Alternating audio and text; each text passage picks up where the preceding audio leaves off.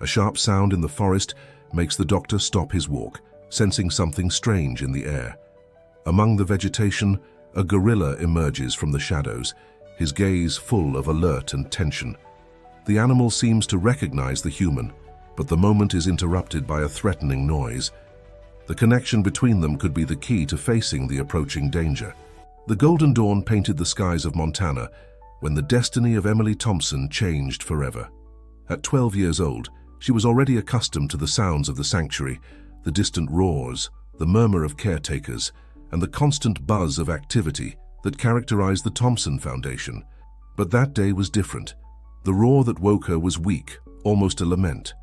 Without thinking twice, Emily jumped out of bed, her bare feet barely touching the cold floor, as she ran through the hallways of the family house. Her long blonde hair, inherited from her mother who had passed away years ago, waved behind her like a golden trail. "Dad!" she shouted, finding Robert Thompson in the rehabilitation area. Her father, a man with a sun-weathered face and kind eyes, was leaning over a transport box. The Foundation's veterinarian, Dr. Martinez, was preparing medical instruments with precise and urgent movements. "Emily, my love," Robert whispered, his voice tinged with concern. "He arrived an hour ago. It's a male cub, barely 3 months old. The rangers found him next to his mother's body. Poachers." Emily's heart clenched as she approached the box. Inside, a small Bengal tiger looked at her with amber eyes full of fear and confusion. Its fur, though dirty, showed a unique stripe pattern that would later become its distinctive mark. "Will he survive?" Emily asked, holding back tears. "We'll do everything possible, Doctor. Martinez replied, preparing a syringe with antibiotics. "He's dehydrated and scared, but he's strong." Over the next few weeks, Emily barely left the cub's side, which they named Storm, meaning tempest, in reference to the turbulent night of his arrival. She bottle-fed him every 3 hours, sang him lullabies, and slept near his recovery cage. Robert observed with a mixture of pride and concern how his daughter developed a special bond with the animal. "Remember, sweetie," he often said, "Storm is not a pet. Our job is to prepare him to return where he belongs." But fate had other plans. 2 months after Storm's arrival, the rangers brought in Luna, an orphaned female cub found in similar circumstances. The connection was instant. Storm, who had been withdrawn with other tigers until then, welcomed the newcomer like a sister. Emily divided her time between school and caring for her tigers. She watched them grow, develop unique personalities. Storm was cautious but loyal, while Luna showed an insatiable curiosity for everything around her. Together they formed an unconventional family that filled the void left by Emily's mother. The Thompson Foundation became an international reference in big cat conservation. Robert received visits from experts from all over the world, and the stories of Storm and Luna inspired donations that allowed them to rescue more animals. However, with each passing year, the reality became more evident. The tigers needed more space, more freedom. One afternoon, 5 years after Storm's rescue, Robert gathered the entire team. Emily, now 17, felt that something important was about to happen. Her father, with the weight of years of dedication on his shoulders, announced the news that would change their lives. "We've received a proposal from Yellowstone National Park. They're willing to take in Storm and Luna. It's a unique opportunity for them to live in their natural habitat." The silence that followed was deafening. Emily felt the world stop. She knew this day would come. They had discussed it countless times, but the reality was more painful than she had imagined. "When?" was all she could ask, her voice barely a whisper. "In 3 months," Robert replied, his eyes meeting his daughter's. "We need to prepare them for the journey and make sure they're ready." That night, Emily stayed late in the tiger's enclosure. Storm and Luna, now majestic adults, approached the bars, sensing her sadness. She extended her hand, gently touching Storm's fur through the fence. "I promised I'd always take care of you," she whispered through tears. "But I also promised to do what's right for you. And what's right is to let you go." The next 3 months were a whirlwind of preparations, medical evaluations, and training sessions. Each passing day was a reminder of the imminent goodbye. Emily strived to stay strong, focusing on helping the tigers prepare for their new life. The day of departure arrived with a misty dawn. The transport containers waited in the main yard of the Foundation.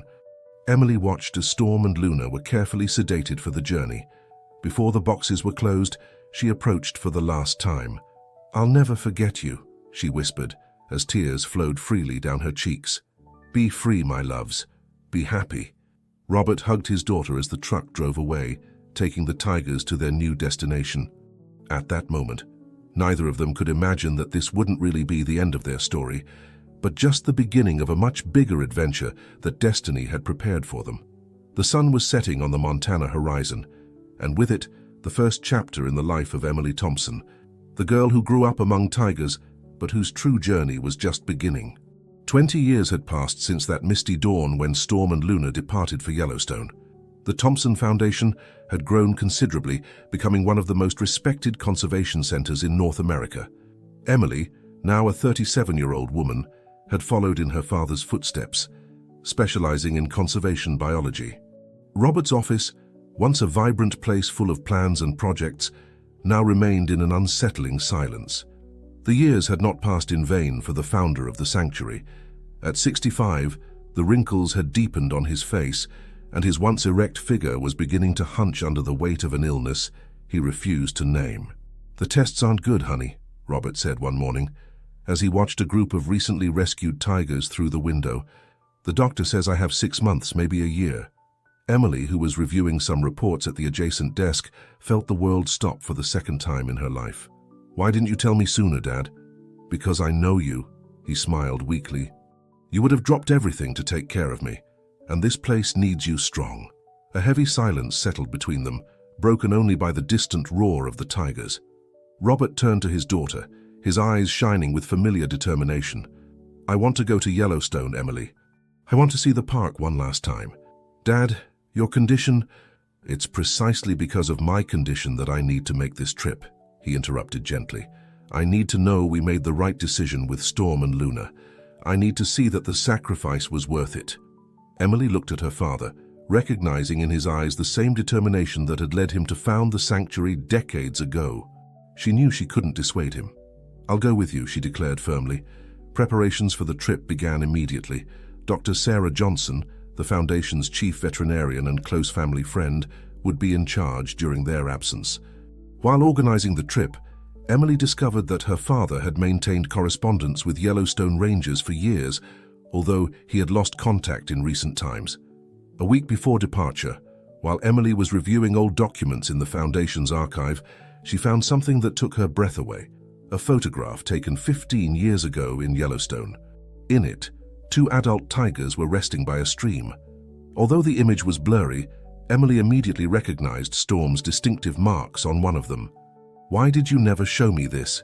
she asked her father that night, holding the photograph with trembling hands. Robert took the image, his eyes clouding with memories. "Because I knew that if I showed you any information about them, you'd want to go looking for them. You weren't ready to see them living their wild life, and they needed that freedom without interference." The night before the trip, Emily couldn't sleep. She found herself walking through the empty enclosures where Storm and Luna once played. Memories assaulted her. The stormy nights when she slept near their cages to calm them, the training sessions, the moments of play and connection that had defined her childhood. The flight to Bozeman, Montana was long and exhausting. Robert slept most of the time, waking occasionally to take his medication. Emily watched him with concern, noticing how his breathing became more labored with each passing hour. Upon arriving in Montana, the cultural contrast was overwhelming. The colors, the smells, the organized chaos of the streets of Bozeman enveloped them like a sensory tide. They took a car towards Yellowstone, where Storm and Luna had been released. During the trip, Robert shared stories with his daughter that he had never told before about the early years of the Foundation. "Your mother would be so proud of you," he said at one point, as the rugged landscape of Montana slid past the window. "She always knew you had a special gift with animals." Their arrival at Yellowstone greeted them with disturbing news. Jack Cooper, the park's director, informed them about the presence of poachers in the area. "They've been active in recent months," he explained with concern. "We lost 2 tigers last month. We've increased security, but they're cunning." Emily felt a chill run down her spine. History seemed to be repeating itself, but this time she wasn't a helpless child. She was a woman with the knowledge and resources to make a difference. That night, in her modest room at the park lodge, Emily listened to the sounds of the American wilderness, so different and yet so familiar to those of her sanctuary in Montana. Somewhere in that vast expanse of territory, Storm and Luna had built their lives. As she watched the stars from her window, a decision formed in her mind. She was not only there to accompany her father on his last journey, but to ensure that the legacy of protection he had initiated continued. The poachers would not get away with it, not while she could do something about it. What Emily didn't know was that fate had prepared a series of encounters and revelations that would test not only her determination, but also her understanding of the true meaning of freedom and love. Dawn in Yellowstone arrived with a symphony of wild sounds. Emily woke up before sunrise, finding her father already dressed and sitting on the porch of their cabin, watching as the mist dissipated over the wilderness. "The rangers are waiting for us," announced Jack, appearing with 3 steaming cups of coffee. "Today we'll explore the sector where tigers matching Storm and Luna's descriptions have been most recently sighted." During breakfast, Jack unfolded a worn map of the park. His fingers traced routes as he explained. "This area," he pointed to a region near an old geyser basin, "is where most of the sightings have been concentrated. Tigers are territorial, and these two have established their domain here for years." Emily studied the map carefully, noting the watermarks and the ancient geological formations that dotted the territory. Her scientific mind began to work, recalling the behavioral patterns she had observed in Storm and Luna during their youth. The SUV ventured into the park when the sun had barely begun to warm the air. Robert, wrapped in a light blanket, observed the landscape with bright eyes despite his evident fatigue. The vehicle stopped near a body of water, where fresh tiger tracks marked the mud. "These are recent," Emily murmured, crouching to examine them. Her heart skipped a beat as she recognized a familiar pattern in the right paw print, a slight irregularity that Storm had developed after a minor injury in his youth. "Dad," she called excitedly, "look at this. Remember when Storm hurt his right paw trying to climb that fence?" Robert approached slowly, leaning on his cane. His eyes moistened as he recognized the pattern. After all these years, the moment was interrupted by the sound of a branch cracking in the distance. Everyone froze. Through the vegetation, they could make out the unmistakable silhouette of an adult tiger. It wasn't Storm or Luna, but its presence reminded everyone of the wild and dangerous nature of their mission. As they continued their exploration, Jack shared worrying information about the poachers. "They've developed new techniques," he explained. "They use advanced technology to track the tigers and avoid the rangers. We're especially concerned about a group that has been operating near this area." The news visibly affected Robert, who had to sit down to catch his breath. "We can't let history repeat itself," he said with a weak but determined voice. During lunch, under the shade of an old pine tree, a local ranger named Mike joined them. His years of experience in the park had made him a living legend. "The tigers you're looking for," he began while pouring more coffee, "are different from the others. There's something about their behavior. It's as if they've maintained a bond with humans but without losing their wild nature." Emily listened, fascinated, as Mike described sightings from recent years. According to him, Storm and Luna had formed a stable pair, something uncommon in unrelated tigers. They had had several cubs over the years, significantly contributing to the tiger population in the park. The afternoon brought an unexpected discovery. Near the ruins of an old ranger station, they found claw marks on a tree that Emily immediately recognized. The height and pattern were unmistakable. It was Luna's signature. "She used to do exactly the same thing on the willow tree in the enclosure," Emily whispered, gently touching the marks. "Always at the same level, always with the same pattern." While photographing the marks, a metallic sound caught Mike's attention. A few meters away, partially hidden among the vegetation, they found a professionally manufactured tiger trap. "The poachers have been here," Jack growled, while Mike carefully deactivated the trap. "And they're close." The discovery changed the tone of the expedition. It was no longer just a search for reunion, but a race against time to protect the tigers that meant so much to the Thompson family. That night, while dining at the base camp, Robert suffered an episode of weakness that scared everyone. The park's doctor examined him and recommended that he rest the next day. "You go," Robert insisted to his daughter. "Find our tigers. Protect them." Emily stayed up late, listening to the nocturnal sounds of the wilderness. Somewhere in that vastness, Storm and Luna continued their wildlife, unaware of the danger that lurked and the presence of those who were once their family. As she prepared her equipment for the next day, Emily found an old photograph in her father's wallet, her as a child, sleeping next to the tiger cubs. On the back, in Robert's shaky handwriting, was written, "Some bonds transcend nature and time." Determination settled in her heart like a rock. She would find Storm and Luna, and this time not just to say goodbye, but to ensure they could live safely in the freedom they had longed for them to have. The following morning dawned humid and misty. Emily said goodbye to her father, who was resting under the care of the park's doctor, and set out with Jack and Mike towards the depths of the wilderness. This time they ventured into a more remote area, following an ancient elk trail. Tigers use these ancestral routes, Mike explained as they advanced. It's easier for them to move along established paths, especially during the rainy season. The team stopped abruptly when they found fresh remains of a prey, an elk partially consumed. The marks indicated that the predator had returned several times to feed.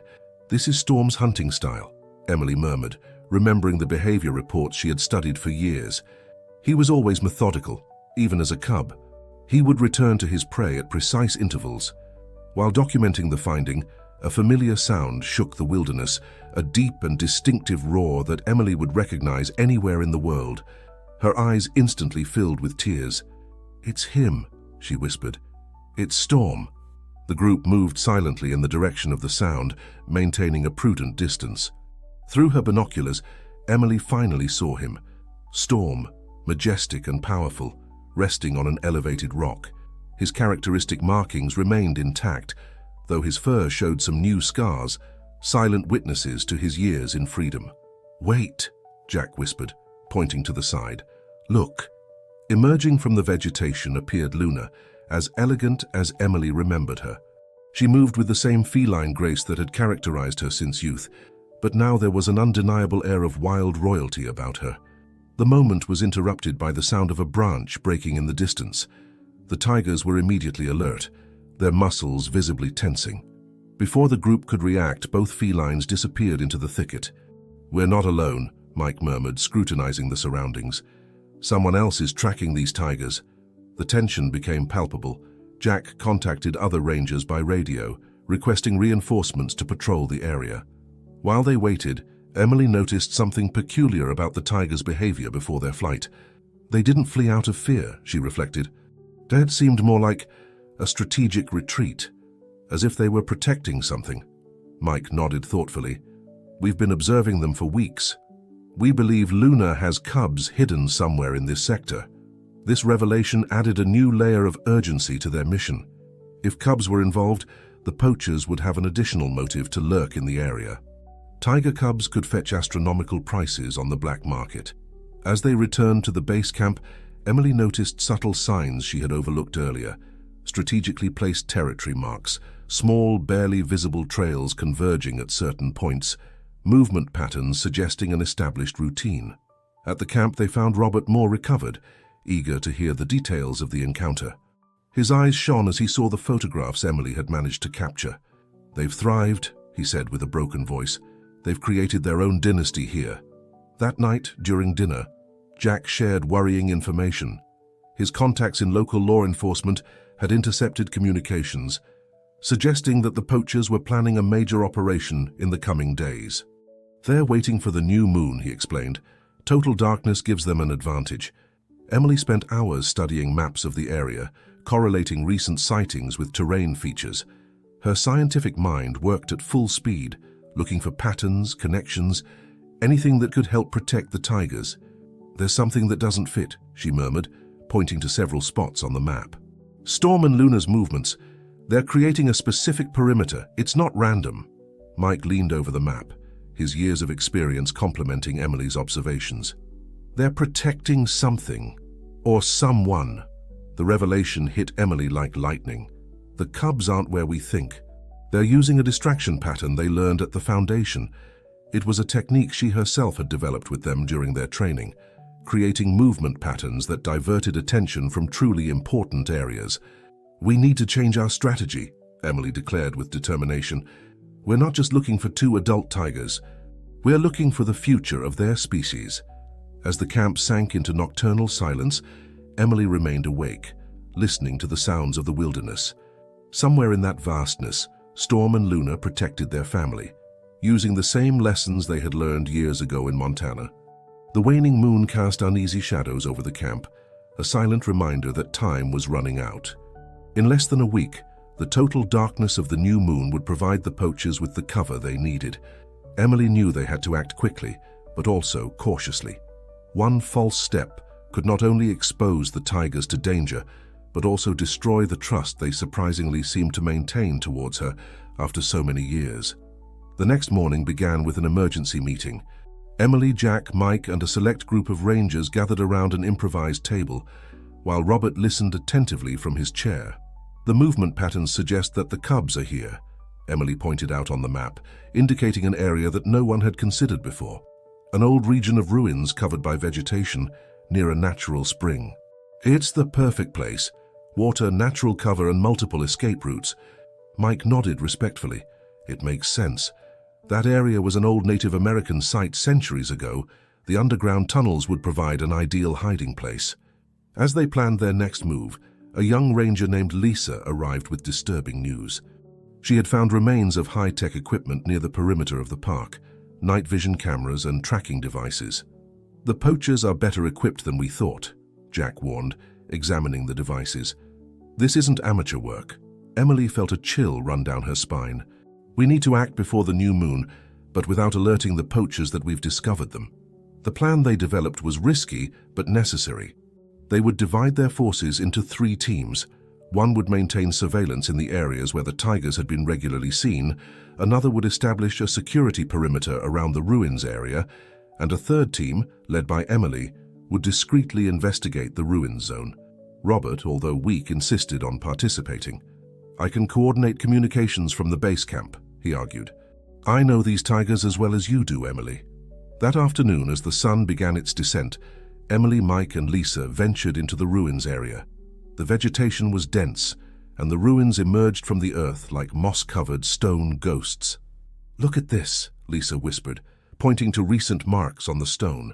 They weren't typical tiger claw marks, but signs that something or someone had been moving heavy objects. Following the marks, they discovered a partially hidden entrance leading to a lower level of the ruins. Emily's heart was pounding as they illuminated the interior with their flashlights. "Wait," Mike said suddenly, crouching to examine the ground. "There are recent human footprints here. We're not the first to find this place." The revelation was interrupted by a sound that chilled everyone's blood, the faint mewing of a tiger cub, followed by Luna's unmistakable warning growl. "They're here," Emily whispered, turning off her flashlight. "And they're not alone." In the twilight, they could make out movement further down the tunnel. Someone had been monitoring the cubs' hideout, probably preparing for an operation on the moonless night. They returned to the base camp with vital information. Robert, pale but alert, coordinated immediate communication with local authorities. "The poachers will probably attack tomorrow night," Jack concluded. "It's the last night with enough moonlight to prepare their operation before the new moon." Emily spent hours studying the ancient plans of the ruins that Mike had obtained from local archives. "There's something I don't understand," she murmured. "Why did Storm and Luna specifically choose this place? Of all the possible hideouts in the park?" It was Robert who provided the answer. "Because they recognized it," he said softly. "During their training at the Foundation, remember the special enclosure we built for them? It had a similar structure, with multiple levels and passages." The realization hit Emily like a wave. The tigers hadn't just survived in the wild, they had adapted their experiences in captivity to thrive in freedom. That night, as they prepared the equipment for the next day, Emily found her father contemplating the stars from his chair. "Remember what you always used to say about tigers?" Robert asked. "That they're smarter than we think," Emily replied. "Not just that," he smiled weakly. "That they never forget those who have loved them." A distant roar seemed to confirm his words, resonating through the night like a reminder that somewhere in the darkness, Storm and Luna were watching, protecting their family with the same determination they had once learned from the Thompsons. The next morning would bring with it the biggest challenge Emily had ever faced, protecting not only the tigers she had raised, but also the new generation that represented the hope of their species. Dawn arrived with a palpable tension in the air. The base camp had transformed into an improvised operations center, with maps, communication equipment, and rangers moving with determined purpose. Emily adjusted her gear while reviewing the plan one last time with the team. She wore a small medallion containing an old photograph of Storm and Luna when they were cubs, a constant reminder of what was at stake. "The poachers probably have informants," Jack warned. "We must keep our movements as discreet as possible." The plan was complex but precise. They had divided the day into 3 phases: reconnaissance, preparation, and protection. Emily would lead the main team, while Mike and Lisa would coordinate the backup teams strategically located around the ruins. Robert, from the base camp, would oversee communications with the help of an encrypted radio system provided by local authorities. His condition had worsened overnight, but his mind remained as sharp as ever. "Be careful, sweetheart," he whispered as he hugged her. "Remember that they're no longer the cubs you raised. They're wild tigers protecting their family." The first phase began at dawn. Emily and her team moved silently through the wilderness, documenting every sign of recent activity, both from tigers and humans. They discovered new camera traps strategically hidden, confirming their suspicions about the sophistication of the poachers. "Look at this," Lisa whispered, pointing to fresh marks on a tree. They were communication signals between the poachers, using a code that the rangers had learned to decipher. As the morning progressed, something extraordinary happened. Storm briefly appeared in a nearby clearing, looking directly at where Emily was hidden. For a moment their eyes met, and she felt a connection that transcended years and circumstances.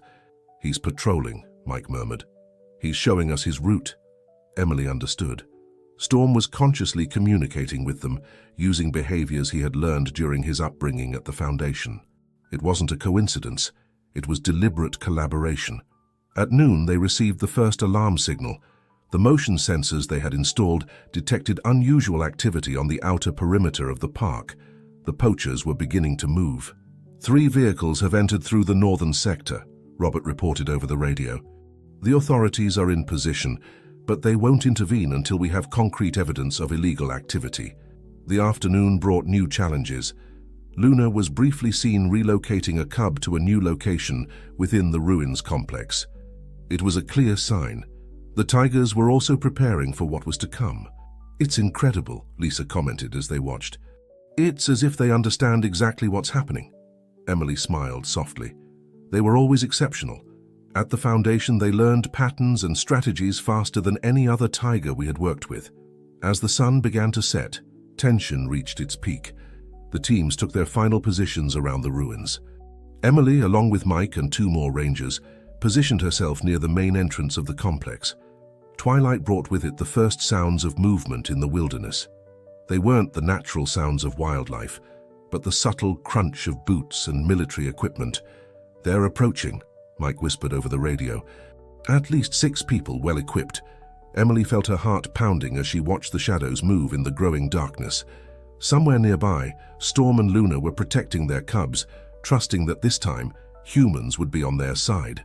A deep roar resonated through the ruins, followed by another more distant one. It was a signal that Emily instantly recognized. Storm and Luna were executing a distraction maneuver they had learned years ago at the Foundation. "It's starting," she murmured to herself as night descended over the wilderness and the decisive moment inexorably approached. The battle for the future of Storm, Luna, and their cubs was about to begin, and Emily knew that the next few hours would determine not only their fate, but also the legacy of everything her father had worked to build. Darkness had completely settled over the park when the first signs of the poachers' operation became evident. Dim lights and the almost imperceptible sound of communication equipment broke the natural silence of the wilderness. Emily, strategically hidden near the entrance to the ruins, maintained her position while observing through a night vision scope. Her team had established an invisible but effective perimeter around the complex. "Movement in the eastern sector," Lisa whispered over the radio. 3 individuals, heavily armed. From the base camp, Robert's voice sounded tense but controlled. "The authorities are in position. Wait for my signal." What happened next surprised even the most experienced rangers. Storm appeared in a nearby clearing, perfectly visible under the starlight. His behavior seemed deliberately provocative, as if he were drawing attention. "He's using the distraction technique we taught him," Emily murmured, recognizing the pattern. At the Foundation, they had trained the tigers to divert attention from sensitive areas during medical procedures. The poachers took the bait. 2 groups deviated from their original route following Storm, while a third team continued towards the ruins. "They're divided," Mike confirmed. "Exactly as we expected." At that moment, Luna silently emerged from the shadows of the ruins. Emily held her breath as she saw that she was carrying a cub in her mouth. With fluid and precise movements, the tigress began to relocate her cubs to a secondary location that the team had prepared. "The relocation operation is underway," Emily reported over the radio. "Maintain your positions."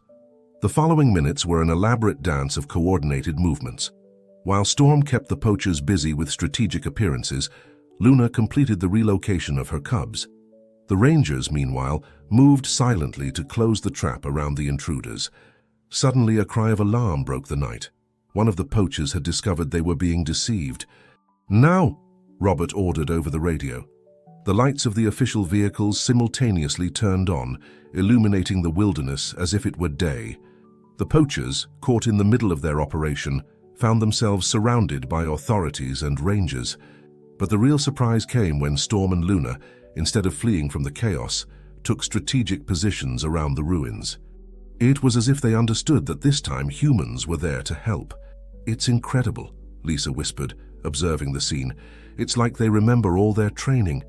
Emily felt tears in her eyes as she watched the tigers she had raised behave with such intelligence and coordination. In the midst of the operation, she could clearly see how years of care and training had become tools for survival in the wild. The operation unfolded quickly after that. The poachers, outnumbered and surprised by the coordination between rangers and tigers, were captured without violence. The authorities confiscated state-of-the-art equipment and documentation that would reveal an international wildlife trafficking network. When dawn began to tinge the sky pink, Emily received the news she had been waiting for. All the cubs were safe in the new shelter, protected by Luna.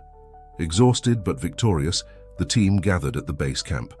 Robert, pale but smiling, hugged his daughter.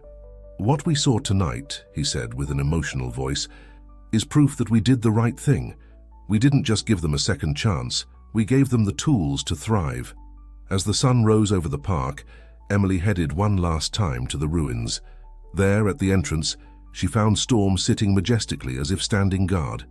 Their eyes met again, and for a moment, time seemed to stop. "Thank you," she whispered, knowing that although they were now wild creatures, the bond they shared transcended the barrier between humans and animals.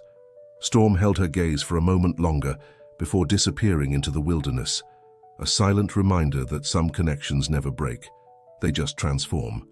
The days following the operation were a whirlwind of activity. News of the capture of the poaching network spread quickly, attracting the attention of international media and conservation organizations. Yellowstone National Park became the center of global attention, and the story of Storm and Luna captivated the public imagination. Emily, however, stayed away from the media frenzy. Her priority was to ensure that the tigers and their cubs were truly safe and adapting to their new refuge. Every morning, accompanied by Mike and a small team, she ventured into the wilderness to discreetly monitor the tiger family. A week after the incident, as they observed from a safe distance, they witnessed a scene that deeply touched their hearts. Storm and Luna were teaching their cubs to hunt, using techniques that Emily immediately recognized from the Thompson Foundation's rehabilitation program. "It's amazing," Mike murmured, observing through binoculars.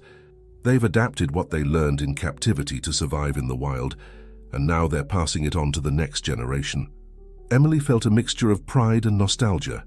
"It's exactly what my father always dreamed of, not just saving tigers, but giving them the tools to thrive on their own."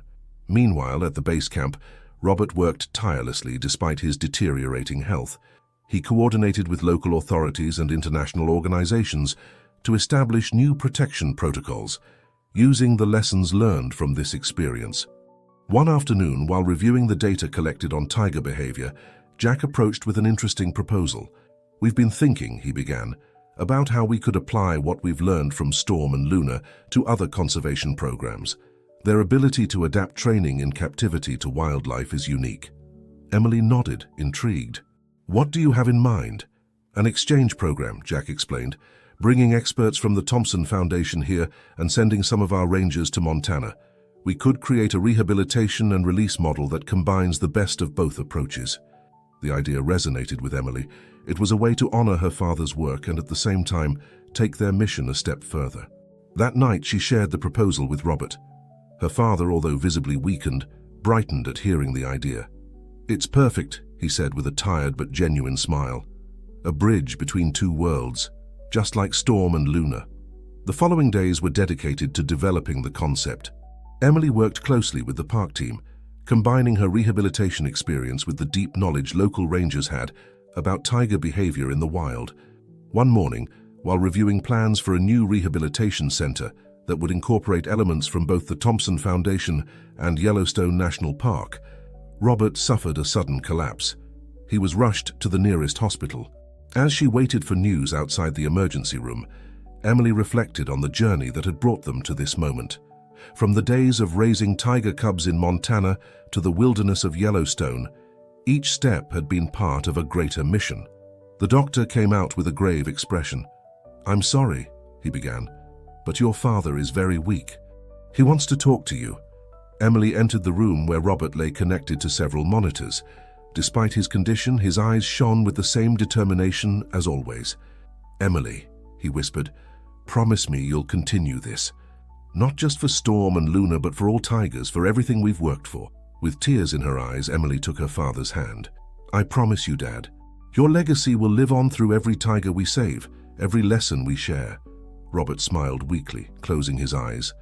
"Then I can go in peace, knowing that the roar of the tigers will continue to resonate, free and strong."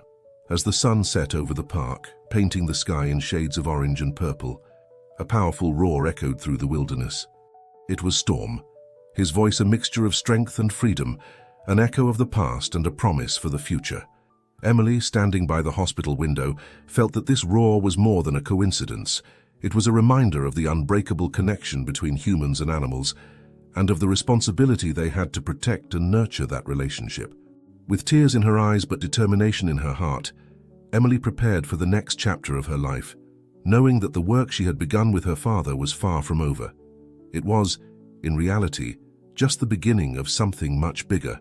5 years had passed since the founding of the Robert Thompson Center for Tiger Conservation at Yellowstone. The park had become a global model for conservation and coexistence between humans and wildlife. The Thompson-Yellowstone method had been adopted in tiger reserves across Asia and even adapted for other endangered species around the world. Emily, now 42, found herself on top of a hill, overlooking the vast territory of the park. The dawn was tinting the sky in pink and golden hues, illuminating a scene that seemed straight out of a dream. Small groups of tigers moving freely and confidently through the wilderness, their presence a testament to the success of the program. "It's incredible, isn't it?" said a familiar voice beside her. It was Jack, now the park director, his grey hair a testament to the years dedicated to this cause. Emily nodded, a serene smile on her face. "Sometimes I still can't believe it. We've tripled the tiger population in the park, and conflicts with humans have drastically decreased." As they watched, they noticed movement in the clearing below. It was Storm, now an elderly but still majestic tiger, leading a group of younger tigers. Among them, Emily recognized some of his grandchildren, the third generation of tigers born in freedom but benefiting from the legacy of the rehabilitation program. "You know," Jack began, his voice tinged with emotion, "when we started this, many thought it was madness, that tigers raised in captivity could never truly adapt to wildlife.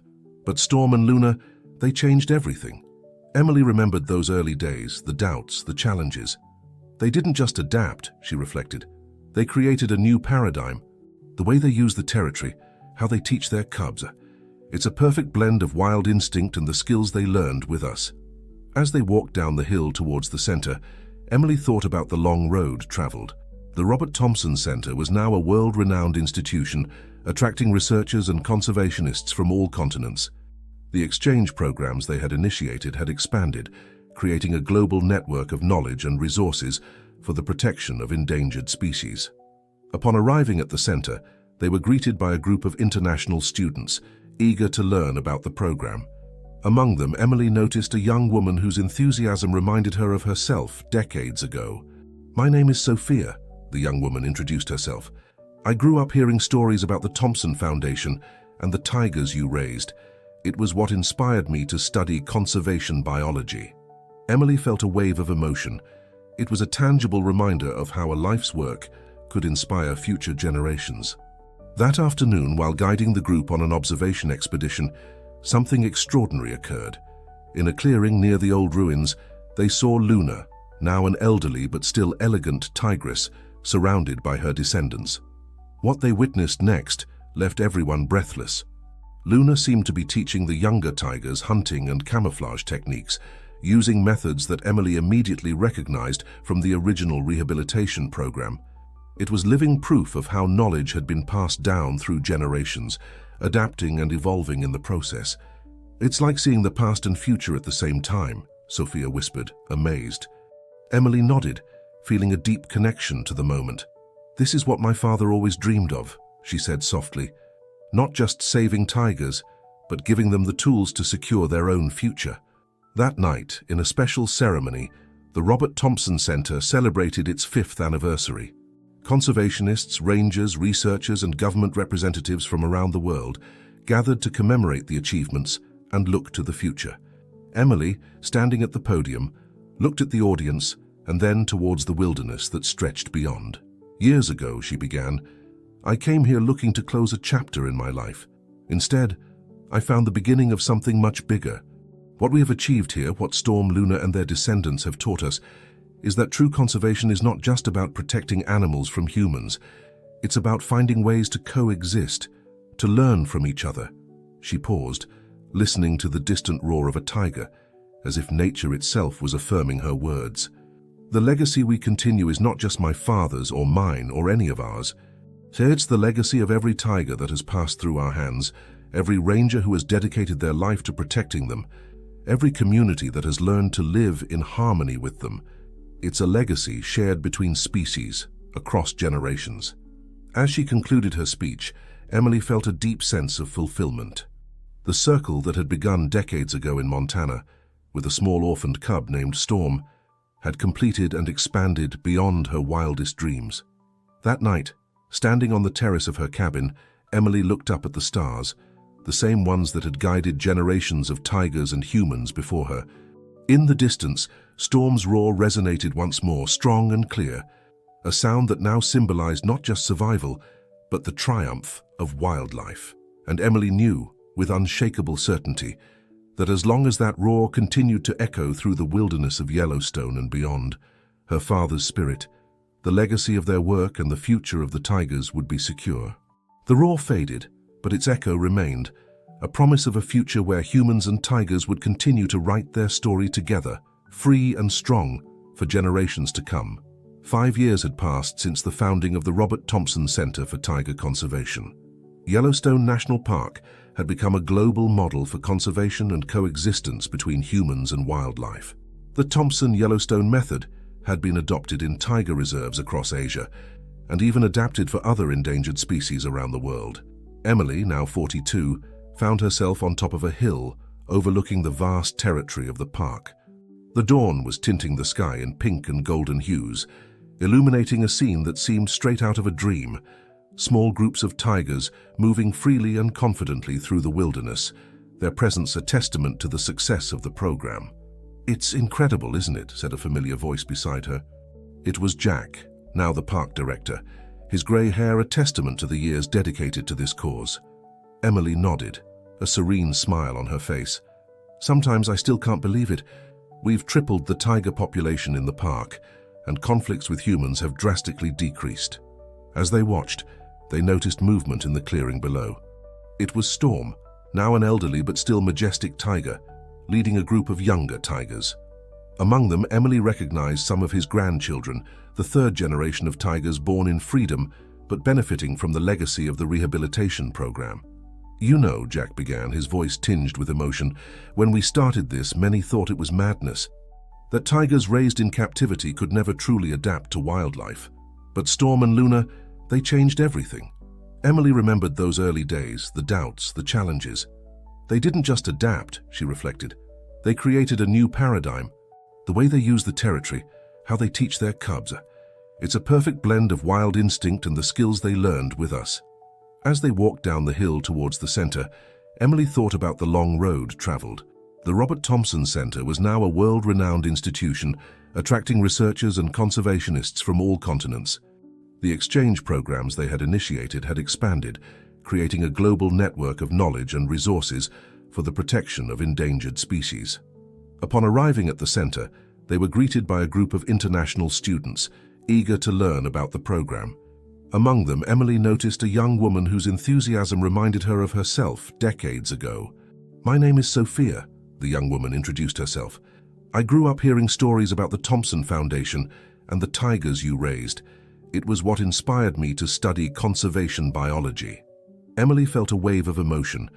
It was a tangible reminder of how a life's work could inspire future generations. That afternoon, while guiding the group on an observation expedition, something extraordinary occurred. In a clearing near the old ruins, they saw Luna, now an elderly but still elegant tigress, surrounded by her descendants. What they witnessed next left everyone breathless. Luna seemed to be teaching the younger tigers hunting and camouflage techniques, using methods that Emily immediately recognized from the original rehabilitation program. It was living proof of how knowledge had been passed down through generations, adapting and evolving in the process. "It's like seeing the past and future at the same time," Sophia whispered, amazed. Emily nodded, feeling a deep connection to the moment. "This is what my father always dreamed of," she said softly. "Not just saving tigers, but giving them the tools to secure their own future." That night, in a special ceremony, the Robert Thompson Center celebrated its 5th anniversary. Conservationists, rangers, researchers, and government representatives from around the world gathered to commemorate the achievements and look to the future. Emily, standing at the podium, looked at the audience and then towards the wilderness that stretched beyond. "Years ago," she began, "I came here looking to close a chapter in my life. Instead, I found the beginning of something much bigger. What we have achieved here, what Storm, Luna, and their descendants have taught us, is that true conservation is not just about protecting animals from humans. It's about finding ways to coexist, to learn from each other." She paused, listening to the distant roar of a tiger, as if nature itself was affirming her words. "The legacy we continue is not just my father's or mine or any of ours. It's the legacy of every tiger that has passed through our hands, every ranger who has dedicated their life to protecting them, every community that has learned to live in harmony with them. It's a legacy shared between species, across generations." As she concluded her speech, Emily felt a deep sense of fulfillment. The circle that had begun decades ago in Montana, with a small orphaned cub named Storm, had completed and expanded beyond her wildest dreams. That night, standing on the terrace of her cabin, Emily looked up at the stars, the same ones that had guided generations of tigers and humans before her. In the distance, Storm's roar resonated once more, strong and clear, a sound that now symbolized not just survival, but the triumph of wildlife. And Emily knew, with unshakable certainty, that as long as that roar continued to echo through the wilderness of Yellowstone and beyond, her father's spirit, the legacy of their work and the future of the tigers would be secure. The roar faded, but its echo remained, a promise of a future where humans and tigers would continue to write their story together, free and strong, for generations to come.